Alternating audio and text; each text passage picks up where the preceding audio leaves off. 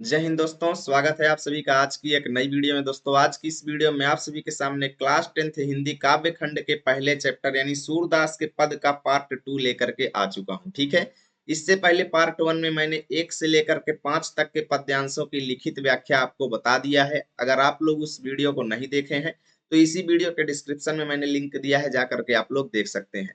तो चलिए आज की इस वीडियो में हम इस चैप्टर को पूरा खत्म करेंगे। बस आप सभी लोग वीडियो में ध्यान से अंतिम तक जुड़े रहें और एक एक चीज को अच्छे से समझते रहें।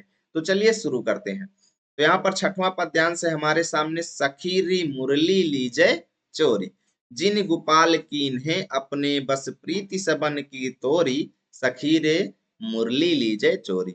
अब यहाँ पर देखिए, एक सखी यानी एक गोपी दूसरे गोपी से कहती है कि हे सखी मुरली लीजय चोरी, यानी कि भगवान श्री कृष्ण की मुरली यानी बांसुरी को लीजय चोरी मतलब चुरा लीजिए। ऐसा क्यों कह रही हैं भाई? उनका इरादा ठीक ठीक सा क्यों नहीं लग रहा है? तो यहाँ पर गोपियां कहती हैं कि हे सखी भगवान श्री कृष्ण की मुरली को चुरा लीजिए। ऐसा इसलिए बोल रही हैं क्योंकि इस मुरली ने, जिन माने जिसने, गोपाल माने श्री कृष्ण को कीन्हे अपने बस माने अपने बस में कर लिया है। इस मुरली ने श्री कृष्ण को अपने बस में कर लिया है। प्रीति सबन की तोरी मतलब सबन की माने सब की, प्रीति माने प्रेम को, तोरी मतलब तोड़ करके, हम सभी के प्रेम को तोड़ करके इस मुरली ने श्री कृष्ण को क्या कर लिया है? अपने बस में कर लिया है। जब तक ये मुरली नहीं थी श्री कृष्ण हमसे खूब अच्छे से बोलते चालते थे, प्रेम करते थे, परंतु जब से ये आ गई है इसने हम लोगों के प्रीति यानी प्रेम को तोड़वा दिया है और उनको अपने बस में कर लिया है। ठीक है, कहती है कि छिन एक माने एक क्षण के लिए भी, एक क्षण के लिए भी श्री कृष्ण इसे धरत न कबहू छोरी, यानी कभी भी, धरत माने रखते, ना माने नहीं है, कबहू माने कभी भी, छोरी मतलब अपने से अलग करके, यानी एक क्षण के लिए भी इसको खुद से अलग करके श्री कृष्ण नहीं रखते हैं। घर भीतर यानी घर के अंदर भी, और निसी बासर माने रात दिन भी इसको खुद से अलग करके नहीं रखते हैं। ठीक है, कबहू माने कभी, इसको कर माने हाथों में लिए रहते हैं, कभी इसको अधरनी माने होठों में लगाए रहते हैं। तो कटी कबहू मतलब कभी इसको कटी माने कमर में खोस लेते हैं। ठीक है, खोसत जोरी मतलब खोस लेते हैं जोर से, है ना। कभी इसको हाथ में लिए रहते हैं, कभी इसको होठों में लगा लेते हैं, कभी इसको कमर में खोस लेते हैं, है ना। अब यहाँ पर सखी कहती है एक सखी से दूसरे सखी से कि ना जानो कछु मेली मोहनी, ना जाने कछु माने कौन सा इसने, मेली माने फेंक दिया है, मोहनी माने मोहनी मंत्र, ना जाने इसने श्री कृष्ण के ऊपर कौन सा मोहनी मंत्र फेंक दिया है कि राखे अंग अंग भोरी, ये जो है उनके प्रत्येक अंग अंग को भोरी माने प्रसन्न कर लेती है, यानी कि श्री कृष्ण के प्रत्येक अंग को ये प्रसन्न कर लेती है। और सूरदास जी कहते हैं कि हे गोपियों, प्रभु को यानी भगवान श्री कृष्ण का मन जो है, सजनी माने हे सखी, हे गोपियों, ठीक है, कि भगवान का मन जो है, प्रभु का मन जो है, वो मुरली के प्रति बंधे माने बंध गया है, राग की डोरी मतलब प्रेम की डोरी में, अर्थात मुरली के प्रेम की डोरी में भगवान श्री कृष्ण जो है वो बंध चुके हैं और इसीलिए वो अब आप सभी से प्रेम नहीं करते हैं। तो हम लोग एक तरफ लिखेंगे सखी रे, दूसरी तरफ राग की डोरी। संदर्भ पूर्वक प्रसंग में प्रस्तुत पंक्तियों में सूरदास जी ने मुरली के प्रति गोपियों के ईर्ष्या भाव का वर्णन किया है।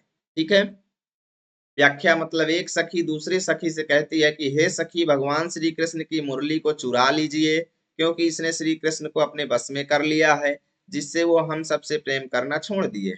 हर एक पल रात दिन श्री कृष्ण उसी को साथ लिए रहते हैं, कभी भी उसको अलग नहीं रखते हैं, कभी उसे हाथों में लिए रहते हैं, कभी होठों में लगाए रहते हैं, तो कभी उसको कमर में खोस लेते हैं। न जाने उस मुरली ने उसके ऊपर कौन सा मोहनी मंत्र छोड़ दिया है और उनके अंग अंग को मोहित कर लिया है। सूरदास जी कहते हैं कि हे गोपियों, प्रभु का मन मुरली के प्रेम रूपी धागे में बंध गया है। ठीक है, अगला पद्यांश, ऊधव मोहि ब्रज बिसरत नाही, वृंदावन गोकुल वन उपवन, सघन कुंज की छाही रे ऊधव मोहि ब्रज बिसरत नाही। अब यहाँ पर श्री कृष्ण और उद्धव का संवाद शुरू होगा। ठीक है, तो श्री कृष्ण, अब सबसे पहले बात आती है उद्धव कौन है? तो उद्धव जो थे वो श्री कृष्ण के मित्र थे, आप ऐसा समझ लो। ठीक है, तो श्री कृष्ण उद्धव से कहते हैं कि हे उद्धव, मोही मतलब मुझको, मोही मतलब मुझको, ब्रज की यादें बिसरत नहीं, अर्थात भूलती नहीं है। बिसरना मतलब भूलना, कहते हैं कि हे उद्धव, मुझे ब्रज की यादें नहीं भूलती। ठीक है, वृंदावन और गोकुल के वन उपवन, अर्थात वृंदावन और गोकुल के वन उपवन मतलब बाग बगीचे। ठीक है, वृंदावन और गोकुल के बाग बगीचे जो हैं, सघन कुंज की छाही, यानी उन बाग बगीचों की, और सघन माने घनी, कुंज माने छोटी छोटी बगीची जिसको बोलते हैं। ठीक है, छोटी छोटी बगीचे जिसको हम कुंज बोलते हैं, है ना। घने कुंजों की छाया मुझको नहीं भूलती है। छाही मतलब छाया। ठीक है, वृंदावन और गोकुल के बाग बगीचे नहीं भूलते, और सघन कुंजों अर्थात बगीचों की घनी छाया मुझको नहीं भूलती है।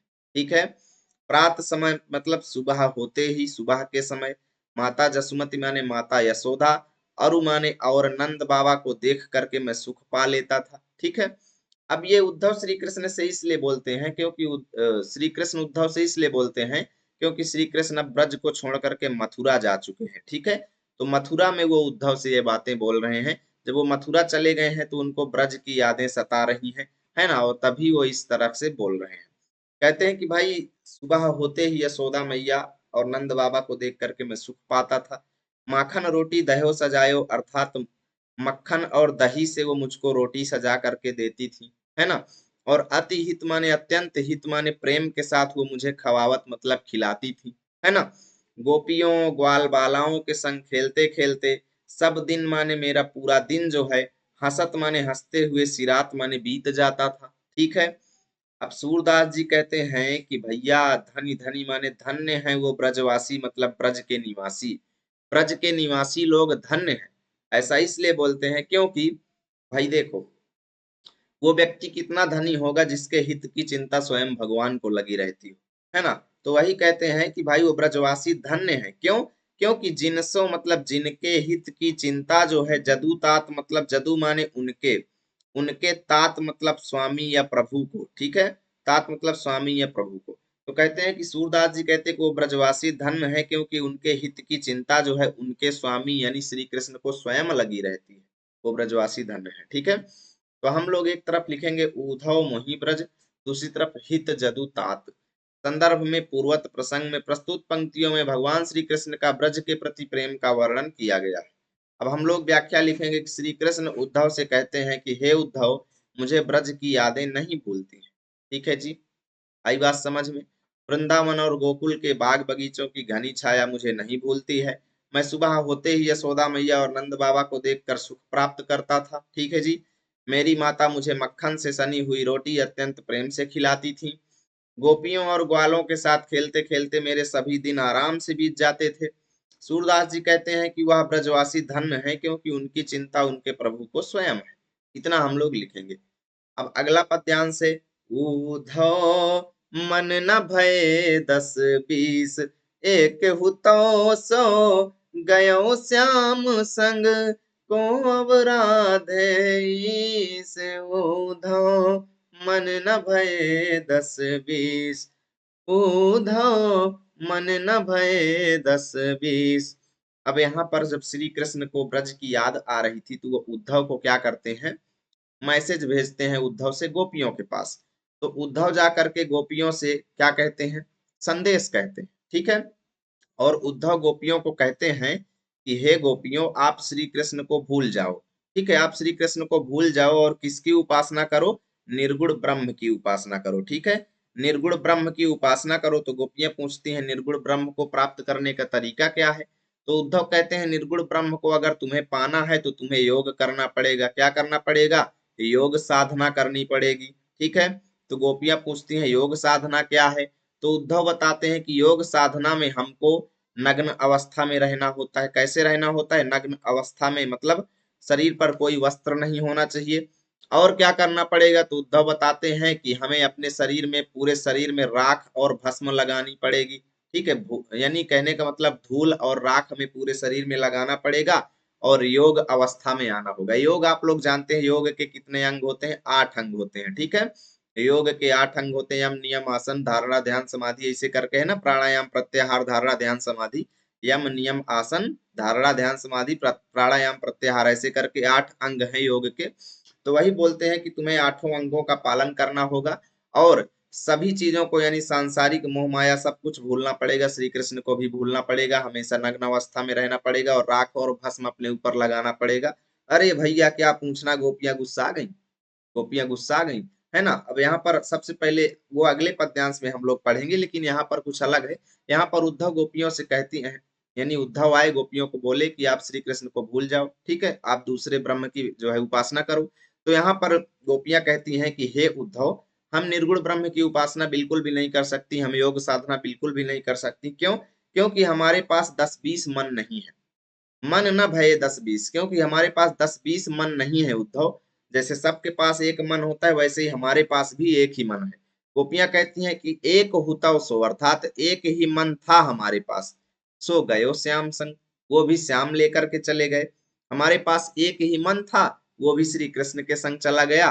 तो अब बताओ, को अवराधे ईस, अर्थात हम किस मन से अवराधे मतलब आराधना करें, ईस माने भगवान की, ठीक है। तो बताओ हम किस मन से भगवान यानी निर्गुण ब्रह्म की आराधना करें।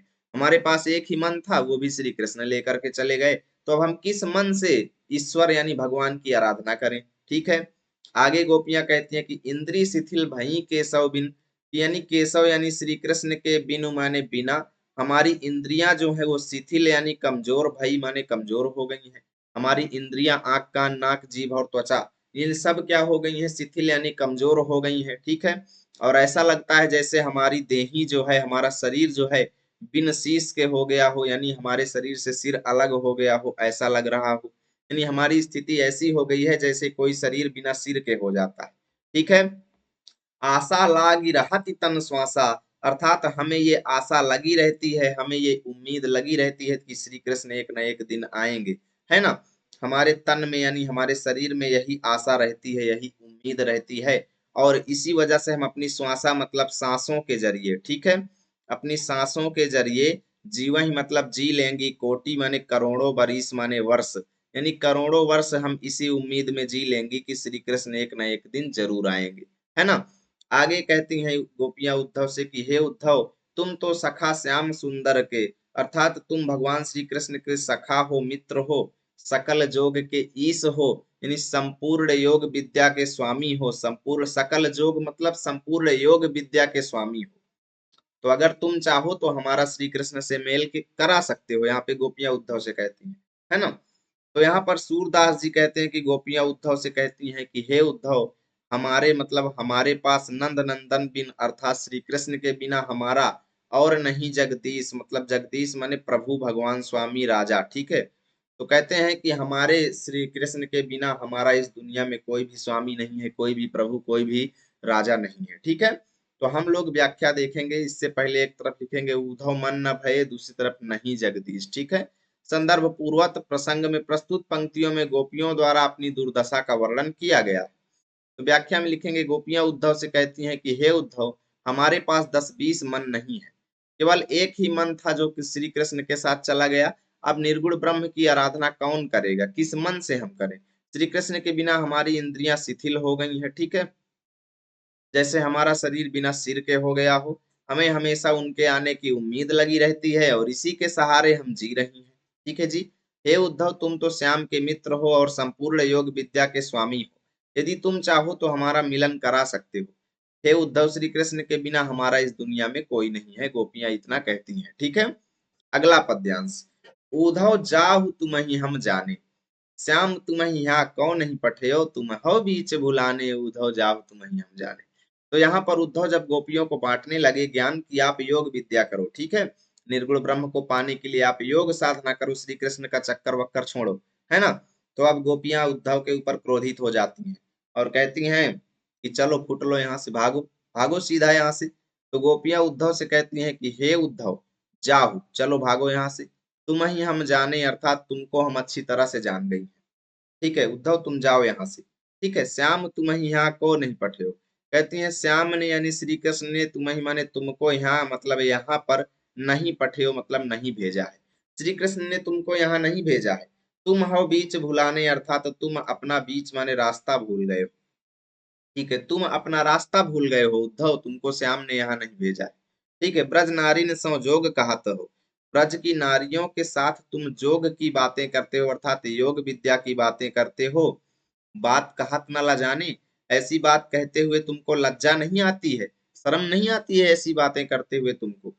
आगे गोपियां कहती हैं कि हे उद्धव, तुम बड़े लोग हो, सयाने लोग हो, समझदार हो, लेकिन न विवेक तुम्हारे, तुम्हारे पास विवेक माने बुद्धि ना माने नहीं है, तुम्हारे मतलब तुम्हारे पास। कहती हैं तुम भले ही सयाने हो, भले ही समझदार हो, लेकिन तुम्हारे पास बुद्धि नहीं है। गोपियां कहती हैं ऐसे भय अयाने, तुम इतने अज्ञानी कैसे हो गए, ऐसे भय अयाने, अयाने मतलब अज्ञानी, ठीक है। हे उद्धव, तुम तो बहुत बड़े अज्ञानी हो गए, है ना।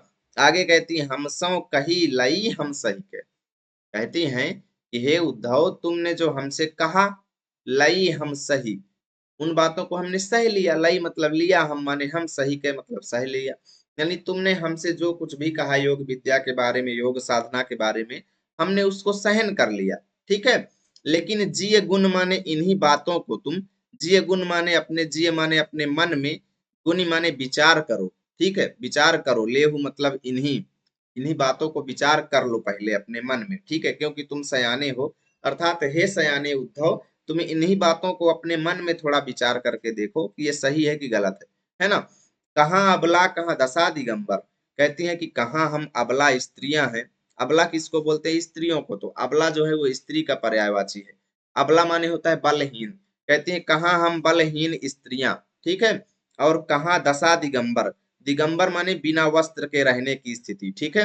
कहती हैं कि कहाँ योग की अवस्था, तो दशा दिगंबर का मतलब है कि योग की अवस्था या नग्न रहने की अवस्था। तो कहती हैं कि कहाँ हम बलहीन स्त्रियां हैं और कहाँ योग की अवस्था, ठीक है। जरा इसको मस्ट करो, यानी बातों को बंद करके अपने दिमाग में इसको पहचानो पहले कि हम स्त्रियों के लिए ये योग विद्या सही है या फिर नहीं सही है, ठीक है। साच कहो तुमको अपनी सौ, गोपियां उद्धव से कहती हैं कि हे उद्धव, तुमको तुम्हारी कसम, सच सच बताना, बूझती बात निदाने, मतलब हम तुमसे एक बात पूछ रही हैं, ठीक है। बूझती बात निदाने मतलब हमारे द्वारा पूछी गई बात का साफ साफ उत्तर देना। कहती हैं सूर श्याम जब तुम्हें पठायो, यानी सूरदास जी कहते हैं, गोपियां कहती हैं कि श्याम ने यानी श्री कृष्ण ने जब तुमको यहाँ पर भेजा है, तब ये बताओ, तब क्या वो थोड़ा सा, नए कहूं मतलब थोड़ा सा मुस्काने, क्या वो थोड़ा सा मुस्काए हैं कि नहीं मुस्काए हैं, ठीक है। ये गोपियां यहाँ पर उद्धव से पूछ रही हैं, ठीक है। तो अगर वो मुस्काए हैं तो इसका सीधा सा मतलब है कि वो तुम्हारा मजाक उड़वाने के लिए यहाँ भेजे हैं, है ना। अब हम लोग इसका जो है एक तरफ लिखेंगे उद्धव जाहू, दूसरी तरफ नए कहूं मुस्काने। संदर्भ पूर्वक प्रसंग में प्रस्तुत पंक्तियों में गोपियों द्वारा उद्धव का किए गए अपमान का वर्णन है। चलो, गोपियां उद्धव से कहती हैं कि हे उद्धव, हम आपको भली भांति जानते हैं, आप चले जाइए। श्याम ने तुम्हें यहाँ नहीं भेजा है, तुम रास्ता भूल गए हो, ब्रज की नारियों के संग योग की बातें करते हुए आपको शर्म नहीं आती है, ठीक है। आप समझदार हो लेकिन आपके पास बुद्धि नहीं है, ऐसी अज्ञानता पूर्ण बातें करते हो।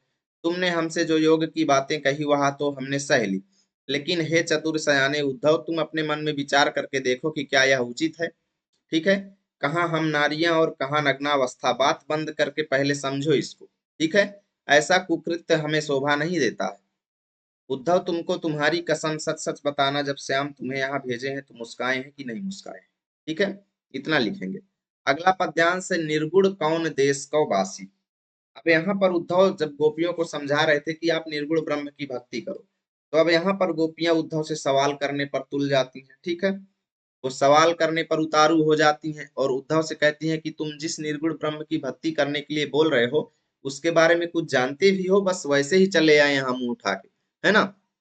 तो कहती है कि हे उद्धव, तुम ये बताओ कि निर्गुण यानी जिस तुम निर्गुण ब्रह्म की भक्ति करने के लिए बोल रहे हो, वो निर्गुण ब्रह्म कौन देश का वासी है, यानी किस देश का रहने वाला है वो निर्गुण ब्रह्म, किस देश में रहता है ये बताओ मुझको, बिल्ली बहुत मारेंगे तुमको, है ना। कि जो निर्गुण ब्रह्म है वो किस देश में रहता है ये तो बताओ। मधुकर यहाँ पे किसका कहा गया है, मधुकर का अर्थ होता है भंवरा। लेकिन यहाँ पर जितने भी भ्रमर गीत सूरदास जी ने लिखे हैं, भ्रमर गीत जो उनकी रचना है, ये भ्रमर गीत में जितना भी लिखा गया है, यहाँ पर भ्रमर जो शब्द यूज हुआ है ये उद्धव के लिए यूज हुआ है, याद रखिएगा। सीधा प्रश्न पूछ लेगा मधुकर शब्द किसके लिए यूज हुआ है, तो उद्धव के लिए यूज हुआ है। तो यहाँ पर गोपियां कहती हैं कि हे मधुकर यानी हे उद्धव, कही समुझाई संहृदय, मतलब तुमको तुम्हारी कसम, तुमको कसम से कह रही है, कही समुझाई मतलब सारी बातों को समझा करके हमें बताओ। कहीं समझाई मतलब समझा करके हमको बताओ कि निर्गुण किस देश का निवासी है। पूछत ही साच मतलब हम तुमसे सच सच पूछ रही हैं ना, हंसी मतलब कोई हंसी मजाक नहीं कर रही है। ठीक है। को है जनक अर्थात उस निर्गुण ब्रह्म के पिता कौन है? कौन है जननी उस निर्गुण ब्रह्म की माता कौन है? कौन नारी अर्थात उस निर्गुण ब्रह्म की पत्नी कौन है? और कौ दासी मतलब निर्गुण ब्रह्म की दासी यानी सेविका यानी नौकरानी कौन है? हमें साफ साफ बताओ पूरा। ठीक है। उनका कैसो वरण, वरण मतलब होता है वर्ण, वर्ण वर्ण का मतलब होता है रंग। ठीक है। दो अर्थ होते हैं, एक रंग और एक अक्षर, आप लोग जानते होंगे, है ना। तो यहाँ पर पूछती हैं कि उनका रंग कैसा है, गोरे हैं कि काले हैं निर्गुण ब्रह्म। ठीक है। उनका भेष है कैसो, उनका वेशभूषा कैसी है? ठीक है। किं रस में अभिलाषी अर्थात किन चीजों में उनका इंटरेस्ट है? ठीक है। किं रस में अभिलाषी मतलब किन चीजों में वो इंटरेस्ट रखते हैं निर्गुण ब्रह्म। आगे यहाँ पर गोपियां कहती हैं कि हे उद्धव, जाओ रे यदि तुम कराएगो घासी मतलब हमसे छल कपट करोगे, घासी मतलब छल कपट, यदि तुम हमसे छल कपट करोगे उद्धव, तो याद रखना पाओगे, पाओगे पुण्य कियो आपनो, अर्थात अपने किए का फल तुम जरूर पाओगे। अगर तुम हमसे क्या करोगे, छल कपट करोगे, तो अपने किए का परिणाम तुमको जरूर मिलेगा, है ना। अब भैया क्या बोलते हैं सूरदास जी, कहते हैं कि भैया सुनत मौन भई रहो बावरो, वही ठीक है, वही रहो बावरो, यानी कि गोपियों की ऐसी बातों को सुन करके मौन हो गए बावले उद्धव। बावले उद्धव मौन हो गए गोपियों की ऐसी बातों को सुन करके, कोई जवाब नहीं दे पाए, है ना। और सूरदास जी कहते हैं कि ऐसा लग रहा था जैसे उद्धव की पूरी मति यानी बुद्धि जो है वो नासी मतलब नष्ट हो गई, उद्धव की पूरी बुद्धि ही बर्बाद हो गई ऐसा लग रहा था। उद्धव गोपियों का जवाब ही नहीं दे पाए। ठीक है। तो एक तरफ लिखेंगे निर्गुण कौन, दूसरी तरफ मति नासी। संदर्भ पूर्वक प्रसंग में प्रस्तुत पंक्तियों में गोपियां उद्धव से निर्गुण ब्रह्म का परिचय पूछती हैं। ठीक है। गोपियां उद्धव से कहती हैं कि निर्गुण ब्रह्म किस देश का निवासी है? मैं तुमसे मजाक नहीं कर रही हूँ, सच सच बता दो। निर्गुण ब्रह्म के माता पिता पत्नी और दासी कौन है? निर्गुण ब्रह्म की वेशभूषा कैसी है और उनकी इच्छाएं कैसी हैं? अगर तुम हमसे छल करोगे तो अपने किए का फल जरूर पाओगे, यानी अगर झूठ बोलोगे तो पीटे जाओगे, सीधी सी बात है। गोपियों की ऐसी बातें सुनकर उद्धव चुप हो गए और ऐसा लग रहा था जैसे सभी की बुद्धि भ्रष्ट हो गई हो। ठीक है। अगला है संदेशों देवकी सौ कहियो, हाँ तो धाई तिहारे सुत की मया करत ही रहियो। ठीक है। अब यहाँ पर उद्धव भैया गोपियों से बात करके थक गए और लौट रहे थे। क्या कर रहे थे? वहां से लौट रहे हैं। ठीक है। तो वहां से लौट रहे हैं तो यहाँ पर संदेशो देवकी सौ कहियो, यहाँ पे यशोदा मैया एक उद्धव के पास श्री कृष्ण के पास संदेश भिजवाती हैं। ठीक है। तो यहाँ पर यशोदा मैया कहती हैं कि जाना और देवकी मैया से कहना। किससे कहना? मेरा ये मैसेज जो है, मेरा संदेश जो है उद्धव, तुम जा करके देवकी माता से कहना, देवकी माता से कहना। ठीक है। और उनसे क्या कहना मैसेज में कि हाँ तो धाई तिहारे सुत की, कि मैं उनके सुत माने पुत्र की क्या हूँ, धाई मतलब धात्री हूँ, यानी धात्री किसको बोलते हैं? पालन पोषण करने वाली माता। ठीक है। तो यशोदा मैया कहती हैं कि उद्धव जा करके देवकी माता से बताना कि यशोदा मैया कह रही थी कि मैं उनके पुत्र की धात्री हूँ यानी पालन पोषण करने वाली माता हूँ, और वो मेरे पुत्र पर मया करत ही रहियो अर्थात दया करती रहेंगी मेरे श्री कृष्ण पर। ठीक है। मया करत ही रहियो मतलब श्री कृष्ण पर दया करती रहेंगी, उनसे बता देना। ठीक है। और उनसे ये कह देना कि यद्यपि, यद्यपि माने यद्यपि, यद्यपि ठीक है, यद्यपि वो श्री कृष्ण की टेव मतलब आदत को जानती है। ठीक है। यद्यपि टेव तुम जानत ही उनकी, यानी हे देव की माता तुम उनकी टेव यानी आदत को जानती हो, जिद को जानती हो उनके तुम। ठीक है। तऊ माने फिर भी, मोही मतलब मुझसे कही आवे मतलब फिर भी मुझसे ये बातें बताई जा रही हैं, अर्थात मैं फिर भी तुमको ये बातें बताए दे रही हूँ।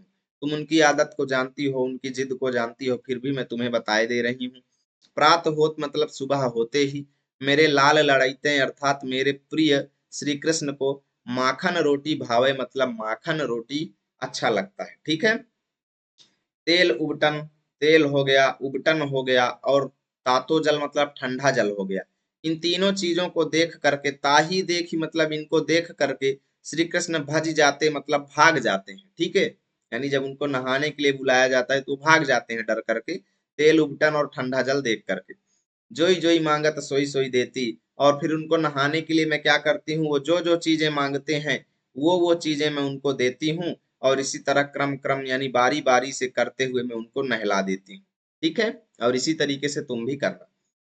सूरदास जी कहते हैं कि यहाँ पर यशोदा मैया कहती हैं कि हे उद्धव, हे पथिक, हे राहगीर, सुन मोहि रैन दिन, यानी सुनो कि मोहि मतलब मुझको, रैन दिन मतलब रातों दिन, ठीक है, मुझको रातों दिन क्या है, बढ़े रहत उर सोच, यानी मेरे उर माने हृदय में, बढ़े रहत सोच माने सोच बढ़ती रहती है। क्या सोच बढ़ती रहती है कि मेरो अलग लड़ाई तो मोहन, कि मेरा अलग माने प्यारा, लड़ाई तो मोहन मतलब सुंदर मोहन, कि मेरा श्री कृष्ण अत्यंत प्रिय श्री कृष्ण जो है वो वहां पर वह वह करत संकोच, यानी प्रत्येक चीजों में रह रह करके संकोच करते होंगे, सुख से नहीं रह रहे होंगे, है ना। तो अब हम लोग एक तरफ लिखेंगे संदेशो देवकी, दूसरी तरफ करत संकोच। संदर्भ पूर्वक प्रसंग में प्रस्तुत पंक्तियों में यशोदा मैया द्वारा देवकी को दिए गए संदेश का वर्णन है। यशोदा माता उद्धव से कहती हैं कि हे उद्धव, मेरा ये संदेश देवकी को बता देना कि उनके पुत्र का पालन पोषण करने वाली मैं हूँ, ठीक है, तथा मेरे पुत्र पर दया बरसाती रहेंगी। यद्यपि श्री कृष्ण की आदत वह जानती हैं, फिर भी मैं बता रही हूँ। उनको बताना कि सुबह होते ही श्री कृष्ण को मक्खन रोटी पसंद है, ठीक है, तेल काजल और ठंडा जल देखकर वो भाग जाते हैं। फिर वो जो जो मांगते हैं वो चीजें देकर मैं उन्हें धीरे धीरे नहलाना है, ठीक है। हे उद्धव, मुझे रात दिन यही सोच रहती है कि मेरा प्रिय कृष्ण बार बार संकोच करता होगा, ठीक है। तो यहाँ से आपका चैप्टर भी संकोच कर लिया और खत्म हो गया। उम्मीद करता हूँ वीडियो आपको अच्छी लगी होगी। प्लीज वीडियो को लाइक करें, दोस्तों के पास शेयर करें। मिलेंगे आप सभी के साथ अगली वीडियो में अगले चैप्टर को लेकर।